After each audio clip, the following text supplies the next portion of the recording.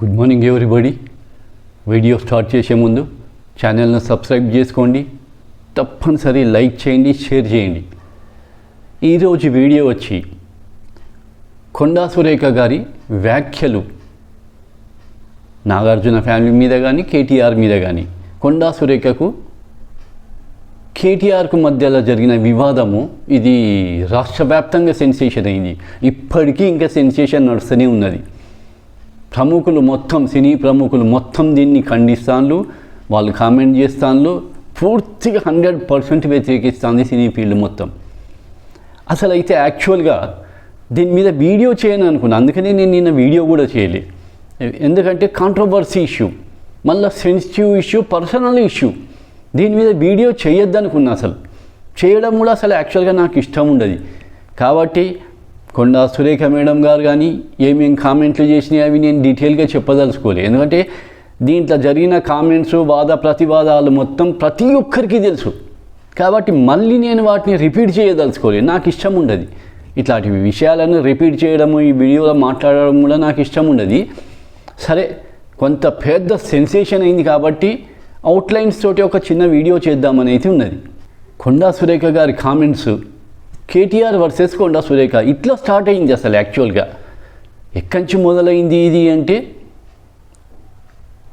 కొండా సురేఖ గారు Raghunandan MP, Raghunandan BJP MP Raghunandan ఒక ఫంక్షన్లో, ఈ వీడియో కూడా నేను చూడలేదు అసలు. యాక్చువల్గా ఒక మాల వేసిండట మెడల, జస్ట్ సన్మానిస్తునో అభిమానంతో ఒక మెడల మాల వేసిండు. ఆ మాల కూడా పూలదండ కాదు, థ్రెడ్ తోటి తయారు చేసింది. ఎందుకంటే కొండా సురేఖ గారు పద్మశాలి వర్గానికి సంబంధించింది, అక్కడి నుంచి రిప్రజెంట్ చేస్తుంది. కాబట్టి ఇక్కడ వచ్చి మళ్ళీ నాకు క్యాస్టుల విషయము, మతం విషయం కూడా మాట్లాడడం ఇష్టం ఉండదు.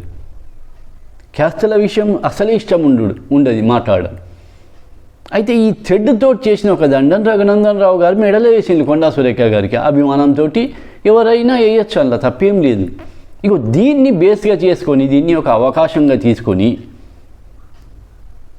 సోషల్ మీడియాలో కొందరు, ఆ social media KTR social media అని కొండా సురేఖ గారు డైరెక్ట్గా ఆరోపిస్తాను. ఆమె వాదన కూడా అదే, ఆమె బ్లేమ్ మొత్తం కూడా అదే. దీని వెనుక కేటీఆర్ గారు ఉన్నదని. ఇది మన ఒపీనియన్ కాదు, కొండా సురేఖ గారి ఒపీనియన్. వెనుకుండి చేయిస్తాడు ఇవన్నీ అని. అది నిజానికి కూడా చాలా బాధ కలిగించే విషయం. నెక్స్ట్ ఆ సోషల్ మీడియాలో వచ్చిందట, నేను చూడలే ఏమని కామెంట్లు దాని మీద. వీళ్ళిద్దరికీ కళ్యాణం వస్తునో ఏదో ఉన్నది కదా స్కీమ్, పైసలు ఇచ్చే, మ్యారేజ్ చేసుకుంటే పైసలు ఇచ్చే స్కీమ్, అది ఇవ్వాలి వీళ్ళకు అని సోషల్ మీడియాలో ఇంత తీవ్రమైన కామెంట్స్ చేసిందట. నేను ఈ వీడియోని చూడలే, చాలా తీవ్రమైన కామెంట్ అది. ఏదో ఒక లీడర్, తోటి లీడర్ అభిమానంతో చేస్తారు. ఇటు కొండా సురేఖ గారు కూడా పెద్ద లీడర్ కాంగ్రెస్ పార్టీలో, చాలా సీనియర్ మోస్ట్ లీడర్. ఇంత దుర్మార్గమైన నీచమైన కామెంట్లు కూడా చేస్తాను సోషల్ మీడియాలో. ఈ సోషల్ మీడియాలో కూడా ఒక 90% ఫేక్ న్యూస్ అయిపోయింది. ఇట్లాంటివి ఫేక్ పబ్లిక్ కూడా మరి అట్లాంటివే చూస్తాను. ఫేక్ న్యూస్కే ఎక్కువ అట్రాక్ట్ అవుతాను, ఇట్లాంటి కాంట్రవర్సీ వాటికే అట్రాక్ట్ అవుతాను పబ్లిక్ కూడా. అయితే ఇక్కడ కొండా సురేఖ గారు సీనియర్ మోస్ట్ లీడర్, మంచి వక్త. నేను ఆమె స్పీచ్లు చాలా విన్నా, ఎక్కడ పొరపాటు మాట్లాడదు ఆమె, పర్ఫెక్ట్గా మాట్లాడుతుంది ఏ స్పీచ్ అయినా. ఎక్కడ కూడా చిన్న తప్పు దొరలది. ఆమె తెలియని రాజకీయ నాయకులు కాదు, పరిజ్ఞానం లేని నాయకురాలు అసలే కాదు. పూర్తి పరిజ్ఞానం, కామన్ సెన్స్ ఉన్న లీడర్ కొండా సురేఖ గారు. కాకపోతే ఏంటంటే ఇక్కడ వచ్చి కొండా సురేఖ గారు చేసిన వ్యాఖ్యలు, సరే కేటీఆర్ మీద డైరెక్ట్గా అటాక్ చేసి విమర్శిస్తే విమర్శించవచ్చు, రాజకీయాలలో ఇది కామన్. ఒకరిని ఒకరు విమర్శించుకున్నాడు, ఒక పార్టీ ఇంకో పార్టీ మీద క్రిటిసైజ్ చేయడము, తప్పులను ఎత్తి చూపడం అనేది రాజకీయాలలో కామన్ విషయం. కాకపోతే ఏంటంటే ఇటు నాగ చైతన్య సమంత ఇష్యూ వచ్చింది, నాగార్జున ఇష్యూ వచ్చింది. ఇది వచ్చే వరకు ఇది పెద్ద సెన్సేషనల్ కాంట్రవర్సీ అయింది. మొత్తం సినీ ఫీల్డ్ మొత్తం కొండా సురేఖ గారిని విమర్శిస్తాను, దుమ్మెత్తి పోస్తాను, తప్పునెత్తి చూపుతాను. కాకపోతే ఇక్కడ ఒక తీరు చూస్తే కొండా సురేఖ గారి మైనస్. కొండా సురేఖ గారి ఈ కామెంట్స్ వల్ల కాంగ్రెస్ పార్టీని కూడా కొంత నష్టపరిచింది. ఇటు తప్పు కనపడేది ఎవరి వైపు అంటే కొండా సురేఖ గారి వైపే తప్పు కనపడుతున్నది. రాంగ్ కామెంట్స్ ఏవి నిజానికి చూస్తే రాంగ్ కామెంట్స్. నాగార్జున మీద తీవ్రమైన కామెంట్ అది. ఇక ఆ కామెంట్ అందరికీ తెలుసు, నేను దాన్ని మళ్ళీ రిపీట్ చేయదలుచుకోలే. చాలా తీవ్రమైన కామెంట్ నాగార్జున గారి మీద. అసలు నాగార్జున చాలా సోబర్ మనిషి, సో డిగ్నిఫైడ్, చాలా డిగ్నిఫైడ్ ఉంటుంది. మనం నాగార్జున గారు మాట్లాడిన మాటలల్లా ఏ రోజు కూడా ఒక చిన్న హార్ష్ వర్డ్, తప్పు మాటను పక్కకు పెట్టాలి, చిన్న కఠినమైన పదం కూడా నాగార్జున నోటి నుంచి రాదు. అంత పర్ఫెక్ట్ బిహేవియర్ నాగార్జునది. అట్లాంటి నాగార్జున మీద తీవ్రమైన భయంకరమైన ఆరోపణ చేసింది, నిరాధారమైన ఆరోపణ. సరే, ఇక్కడ నిరాధారమైన ఆరోపణ అనుడు కూడా తప్పవుతుంది. ఆధారం లేకుండా జనరల్గా ఎటువంటి ఆరోపణలు చేయొద్దు. ఒకవేళ ఆధారాలు ఉన్నా కూడా పర్సనల్ విషయాలను బయటికి తీయద్దు, రాజకీయాలలో పర్సనల్ విషయాలను తీసుకురావద్దు. ఈ పాలిటిక్స్ మొత్తము జనరల్గా ఆంధ్రప్రదేశ్ రాష్ట్రంలో చూస్తాం, ఇట్లాంటి విపరీతంగా చూస్తాం ఇట్లాంటి కాంట్రవర్సీ మాటలు. పర్సనల్ విషయాల మీద ఒకరి మీద ఒకరు, ఒక పార్టీ మీద ఒకరు, ఒక పార్టీ నాయకుల మీద ఇంకొక పార్టీ నాయకులు విమర్శలు చేసుకోవడము ఆంధ్రప్రదేశ్ రాజకీయాలలో కామన్. కానీ అది తెలంగాణ రాజకీయాలలో చూడం మనం. అది పర్సనల్ విషయాలు తీయరు ఎవరు కూడా. అందరూ కూడా 90% డిగ్నిఫైడ్గానే ఉంటారు. ఏ రోజు పర్సనల్ విషయాలను తీసుకొచ్చి మాట్లాడారు. బహుశా ఇది ఫస్ట్ టైం అందులో ఒక పెద్ద లీడర్, మినిస్టర్ స్థాయిలో ఉన్న లీడర్, మినిస్టర్ పొజిషన్లో ఉన్నది కొండా సురేఖ గారు. ఆమె కామెంట్ చేసే వరకు ఇది కాంట్రవర్సీ అయింది, చాలా వివాదం అయిపోయింది. నాగార్జున గారు డైరెక్ట్గా కోర్టుల డిఫమేషన్ కేసు, పరువు నష్టం దావా కేసేసిండు, క్రిమినల్ కేసు బుక్ చేయాలని కోరిండు. వేరే వాళ్ళు కూడా కొండా సురేఖ గారి మీద కంప్లైంట్లు ఇస్తాను పోలీస్ స్టేషన్లో. సినీ ఫీల్డ్ మొత్తం, ఇక సినీ ఫీల్డ్లో తీసుకుంటే పైనుంచి చిరంజీవి గారు, నాగార్జున గారు, అమల గారు, నాగ చైతన్య, బన్నీ, రామ్ చరణ్, రవితేజ, ఇట్లా తీసుకుంటే టోటల్ ఎంటైర్ సినీ ఫీల్డ్ మొత్తం విమర్శలు చూపిస్తాను. అందరికంటే ఫస్ట్ రియాక్ట్ అయింది ప్రకాష్ రాజ్, రామ్ గోపాల్ వర్మ. ప్రకాష్ రాజ్ ఫస్ట్ వెరీ బిగినింగ్లోనే రియాక్ట్ అయ్యిండు. సినీ ఫీల్డ్లో ఉన్న లేడీస్ అంటే మీకు ఇంత చులకనా అని కామెంట్ చేసిండు, ట్వీట్ చేసిండు ప్రకాష్ రాజ్. అందరు కూడా చాలా క్రిటిసైజ్ చేస్తాను. నిజానికి చూస్తే కూడా రెస్పాండ్ అవుతాను, వాళ్ళ దాంట్లో రీజన్ కూడా ఉన్నది. సినీ ఫీల్డ్ రెస్పాండ్ అయ్యటానికి 100% రీజన్ ఉన్నది. అంటే బహుశా ఇప్పటివరకు ఏ లీడర్, ఏ నాయకులు కూడా ఈ విధమైన తీవ్రమైన నిరాధారమైన ఆరోపణ చెయ్యలే. అది పర్సనల్ విషయాల మీద చేయలే.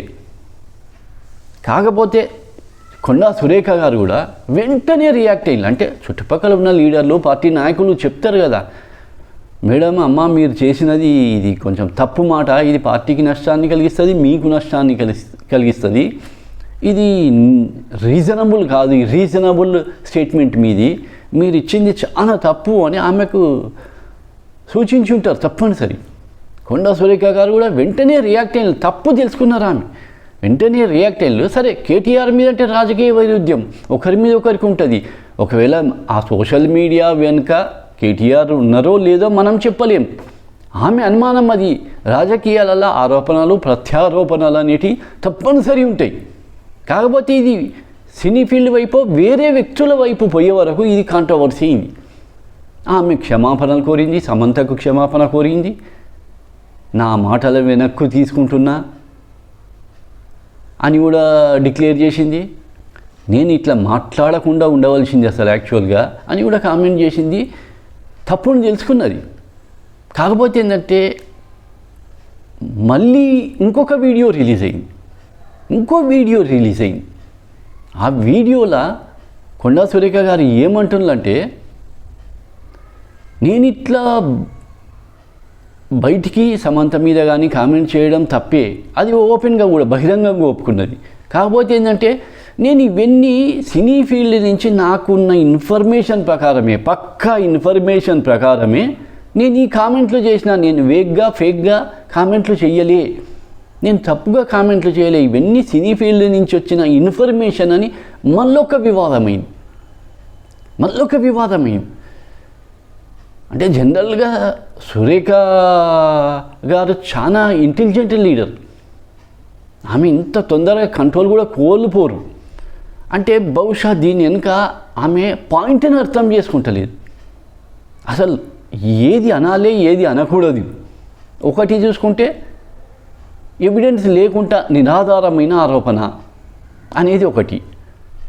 అంటే నిరాధారమైన ఆరోపణ ఎవరైనా చేసినప్పుడు అది విషయం కరెక్ట్ కానీ కరెక్ట్ కాకపోని, ఒకవేళ కరెక్ట్ అయినా కూడా ఎవిడెన్స్ ఉండదు. ఎవిడెన్స్ ఉండకపోతే లీగల్గా కోర్టులో కేసు పడుతుంది. డిఫమేషన్ కేసు, పరువు నష్టం దావా కేసు వేయచ్చు. ఇది ఒకటి లీగల్ ఆస్పెక్ట్. ఈ విషయం ఒకటి పొరపాటు జరిగింది సురేఖ గారి ద్వారా. రెండోది ఏంటి అంటే, ఒకవేళ ఎవిడెన్స్లు ఉన్నా అది తప్పైనా నిజమైనా పర్సనల్ విషయాల మీద బయటికి మాట్లాడద్దు. ఒకరి పర్సనల్ విషయాల మీద బయటికి మాట్లాడద్దు. రాజకీయాల విషయాల మీద ఒకరు ఎన్ని కామెంట్లు అయినా చేసుకోవచ్చు, విమర్శలు చేసుకోవచ్చు. పర్సనల్ విషయాలను తీసుకురావద్దు. పర్సనల్ విషయాలను తీసుకొచ్చి బయట పెడితే అది ఇంకా పెద్ద తప్పు అవుతుంది, పెద్ద కాంట్రవర్సీ అవుతుంది. రెండోసారి వచ్చిన వీడియోతోటి నేను వట్టిగా వేగ్గా అనలే. నాకు లోపల నుంచి సినీ ఫీల్డ్ నుంచి ఉన్న ఇన్ఫర్మేషన్ తోటే నేను వట్టిగేమనలే అన్నది. మళ్ళీ రెండో పొరపాటు చేసింది. అంటే బహుశా చాలా ఆవేదనకు గురై ఉంటుంది సురేఖ గారు. జనరల్గా రఘునందన్ రావుకు ఇద్దరి మధ్యలో సోషల్ మీడియాలో చేసిన చిల్లర ప్రచారం, చిల్లర కామెంట్స్ చేయడం వల్ల ఆమె చాలా కొంత హర్ట్ అయి ఉంటుంది, బాగా మనోవేదకు గురై ఉంటుంది. ఆ బాధతోటి తను కొంత ఏది మాట్లాడాలి ఏది మాట్లాడద్దు అనే దాంట్లో కొంత జడ్జి చేసుకోలేకపోతున్నది. అంటే అంత తీవ్రంగా బాధపడి ఉంటుంది, అందుకు అంత తీవ్రంగా రియాక్ట్ అవుతాను. ఆ పాయింట్ను ఏది మాట్లాడాలి ఏది మాట్లాడద్దు అనే దాన్ని గ్రహించలేకపోతుంది అనిపించింది నాకు. ఈ సోషల్ మీడియాలో కూడా 90% ఫేక్ న్యూసే. 90% ఫేక్ న్యూసు.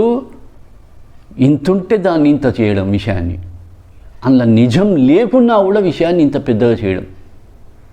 ఇగోతో కాంటే అగో పులి ఇంత ఉంటే దాన్ని చాలా ఎక్స్పాండ్ చేసి దాన్ని వివాదం చేసి వ్యూస్ పెంచుకునే ప్రయత్నం చేస్తాను. 90% ఛానల్స్ ఇట్లనే ఉన్నాయి.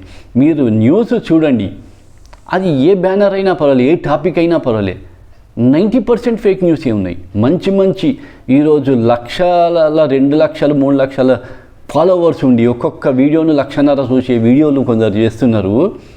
ఇంత దుర్మార్గమైనవి అవి. మళ్ళా దేశానికి సంబంధించిన విషయాలు, వారికి సంబంధించిన విషయాలు, వార్ల విషయాలే, కంటి విషయాన్ని, ఇంత విషయాన్ని దాన్ని ఎగ్జాగరేట్ చేసి ప్రజలను కొంత రెచ్చగొట్టి వ్యూస్ సబ్స్క్రైబర్లను పెంచాలనుకుంటాను. రెచ్చగొట్టి ప్రజల్లో ఒకటి ఉంటుంది కదా, వారు పాకిస్తాన్, జనరల్గా పాకిస్తాన్ అనగానే పాకిస్తాన్ వర్సెస్ ఇండియా, ఇవి ఇట్లాంటి సెన్సిటివ్ విషయాలను యుద్ధం వారు ఈ విషయాల మీద వీడియోలు చేసి 1,50,000 2 లక్షల వ్యూస్ వస్తాయి ఒక్కొక్క వీడియో. కానీ అది కూడా దుర్మార్గం. అది చాలా దుర్మార్గం. వీళ్ళు చెప్పిన ముందు ఇట్లా జరగబోతుంది, అట్లా జరగబోతుంది. ఈ మధ్యలో కొన్ని న్యూస్ వచ్చినాయి. జనరల్గా ఇండియా నుంచట షిప్స్ పోయినాయట ఇరాన్కు. అంటే ఇజ్రాయిల్ తోటి వార్ చేయడానికి షిప్స్ పోయినాయని కొన్ని న్యూస్ వస్తున్నాయి. ఇండియా అట వార్ చేయడానికి ఇరాన్కి పంపిందట షిప్స్. అవి ఒక కార్యక్రమం జనరల్గా చేస్తారు కదా, 2 దేశాలు కలిసి కొన్ని యుద్ధ విన్యాసాలు చేస్తారు. ఆ క్రమంలో పోయి అక్కడ ఉన్నాయి, మనవి ఇరాన్కి దగ్గర ఉన్నాయి. 2 దేశం కలిసి ఓ యుద్ధ విన్యాసమో ఏదో ఒక ప్రోగ్రాం ఉన్నది. దానికని మన షిప్స్ పోతే దాన్ని ఎట్లాంటి మీనింగ్ వచ్చే థంబ్నెయిల్స్ పెడతాను. మన యుద్ధ నౌకలు ఇరాన్కు పోయినాయి, ఇక 3వ ప్రపంచ యుద్ధమే. ఇక ఇట్లాంటి థంబ్నెయిల్స్ పెట్టి ఇట్లాంటి టాపిక్లు పెట్టి వ్యూస్ పెంచుకుందాం అనుకుంటాను. కానీ అది ఎంత దుర్మార్గమైన విషయం. మొత్తం తప్పుడు ఫేక్ న్యూసే. జరగబోయేది ముందు చెప్తా అంటారు వీళ్ళు, ఊహించి ఆతృత కలిగించేటట్టు ఉంటాయి. అరే ఇట్లా జరగబోతుందా అని ఎక్కువ వ్యూస్ కావాలి, లక్షల మంది చూడాలి. అది చూస్తే వీళ్ళు చెప్పి అజంప్షన్ చేసి చెప్పే న్యూస్ 99% ఫేక్ అవుతున్నాయి. 99% ఫేక్ అవుతున్నాయి. మీరు అబ్జర్వ్ చేయండి. ఇక ఇది కూడా ఒక కారణం, ఈ కాంట్రవర్సీ ఇంత అవ్వడానికి కూడా కారణం. టాలీవుడ్ మీద రేవంత్ రెడ్డి గారు కూడా కొన్ని కామెంట్ చేసిండు. జనరల్గా ఒక నంది అవార్డును గద్దర్ అవార్డుగా మార్చిండు రేవంత్ రెడ్డి గారు. గద్దర్ అవార్డు అని పెట్టిండు. అంటే జనరల్గా సినీ ఇండస్ట్రీకి సేవ చేసిన వాళ్ళు, మంచి ఒక పొజిషన్కి పోయి విజయాలను సాధించిన వాళ్ళ గురించి ఇచ్చే అవార్డు నంది అవార్డు, దాని పేరు గద్దర్ అవార్డు అని పెట్టిండు. సినీ ఫీల్డ్ నుంచి ఒక్క డైరెక్టరు, ఒక నిర్మాత, ఒక హీరో ఏ ఒక్కరి నుంచి కూడా పాజిటివ్ రెస్పాన్స్ రాలేదట. ఏ ఒక్కరి నుంచి కూడా ఒక్క మోహన్ బాబు మాత్రమే సపోర్ట్ చేసిందట. అంటే గద్దర్ అవార్డు, గద్దర్ పేరు పెట్టడము ఎవ్వరికి నచ్చలే. టాలీవుడ్లో డ్రగ్ కుంభకోణం జరిగింది, దేశం మొత్తం తెలిసినదే టాలీవుడ్లో. అప్పుడు నిజంగా గవర్నమెంట్ కేసులు పెట్టాలంటే ఎందరి లోపలికి వెళ్ళిపోవు. అది ఫేకా? అది ఫేక్ న్యూస్ కాదు కదా. టాలీవుడ్లో డ్రగ్ కేసు అనేది ఓపెన్ సీక్రెట్, అది ప్రతి ఒక్కరికి తెలుసు. ఇప్పుడు రేవంత్ రెడ్డి గారి గవర్నమెంట్ ఒకవేళ తీయాలంటే దాన్ని తీసి బయటికి తీయచ్చు. గద్దర్ అవార్డు మీద ఎటువంటి రెస్పాన్స్ ఇవ్వకపోవడాని మీద రేవంత్ రెడ్డి గారు కూడా మాట్లాడిండు, నిరసన చెప్పినట్టుగా మాట్లాడిండు. అసలు ప్రధాన ఉద్దేశం కొండ సురేఖ గారిది కేటీఆర్ మీద ప్రధాన ఉద్దేశం. కేటీఆర్ ప్రధాన టార్గెట్. అది కాస్త పోయి నాగార్జున ఫ్యామిలీకి చుట్టుకున్నది. మొత్తం వివాదం మొత్తం నాగార్జున ఫ్యామిలీకి చుట్టింది. డిఫేమ్ చేసినట్టు అయిపోయింది. నాగార్జునను చాలా డిఫేమ్ చేసినట్టు అయిపోయింది. అసలు విషయం, అసలు ఈమె ఆరోపణ ఎవరి మీద అవుతున్నదో వాళ్ళు సెకండరీ అయిపోయింది, పక్కకు జరిగిపోయింది. ఇప్పుడు వాళ్ళు కూడా నోటీసులు పంపిండ్రు కొండ సురేఖ గారికి. చాలా కేసులు పడుతున్నాయి. అస్సలు పర్సన్స్, అస్సలు వ్యక్తులు పక్కకి వెళ్ళిపోయిండ్రు. నాగార్జున కుటుంబం ముందుకు వచ్చింది. నాగార్జున కుటుంబంతో టోటల్ సినీ ఫీల్డ్ మొత్తం వచ్చింది. అందరు ఏకతాటిపైకి వచ్చింది. ప్రతి ఒక్కరు వచ్చింది ఏకతాటిపైకి. ఇంత రెస్పాన్స్, ఇంతమంది స్టేట్మెంట్లు ఇచ్చుడైతే ఇప్పటివరకు కనపడాలి. అందరు ఏకతాటిపైకి వచ్చేసిండ్రు. మరి ఇది ఎక్కడ ఫుల్ స్టాప్ పడుతుందో చూడాలి ముందు.